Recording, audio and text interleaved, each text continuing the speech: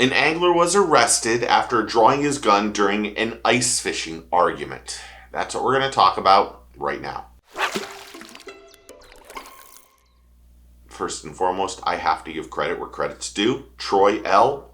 sent me this morning or last night. I just want to say thank you. So Troy, thank you for sending me this. This is a crazy story. Now, an angler was arrested after drawing his gun during an ice fishing argument. Now, the story goes, and I'm going to read most of this, is that an Illinois man was arrested Sunday in Wisconsin after allegedly drawing a gun during an argument over an ice fishing incident at the Racine Harbor on Lake Michigan. Now, the argument broke out when two men began to set up their shanty really close or just yards away from Justin Dilly and his girlfriend. Dilly approached the men hoping to talk to them and asked them to just move down just a little bit further. And that's when things got really heated. One of the men got in Justin's face and started to argue. And the other man began waving his pistol in the direction and all over the place. That man was Luis Herrera, and he was arrested for disorderly conduct and endangering public safety with a weapon.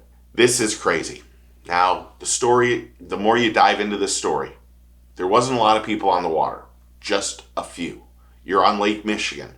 That's huge. Why do you decide to set up right on top of somebody? That's the first issue I have. The second, if the person comes out and talks to you politely and nicely, you can move down a little bit or move away from them, especially if there's lots of space. You don't need to be on top of somebody. I find that in the past, I've had people fish on top of me because they see me catching a fish or whatever, and then they race in and try to get into that school of fish that I'm on.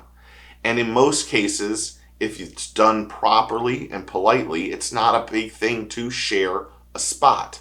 But if you come in and you start arguing and you're waving a gun and you're doing all these terrible things as a bad person, why would somebody share their spot with you? And we have to have common courtesy, and we have to have respect for each other. I just don't understand why they couldn't just talk and say, can we share the spot, or can you just move a little bit down?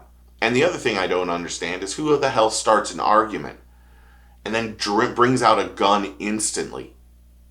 These are the little things that hurt everybody.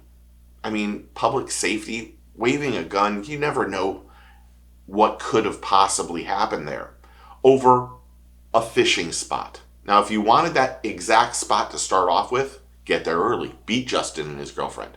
But you didn't. But then you decide, I'm gonna get in this guy's face, I'm gonna argue, and your buddy, who's obviously not man enough to just come talk to you, decides he's just gonna wave a gun.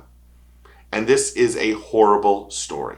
And luckily, it was handled properly by the police, it sounds like, and this guy was arrested.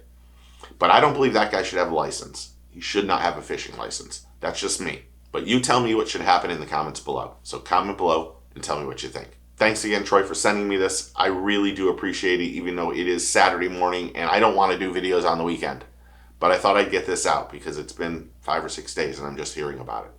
And it's a crazy story. But comment below and tell me what you think. Thanks for all the new subscribers, all the new members, all the people who are interactive on the channel. You guys rock. You guys are awesome. I appreciate it. Friday nights, we're going to have a live show again. We will talk about all sorts of stuff that happened during the week.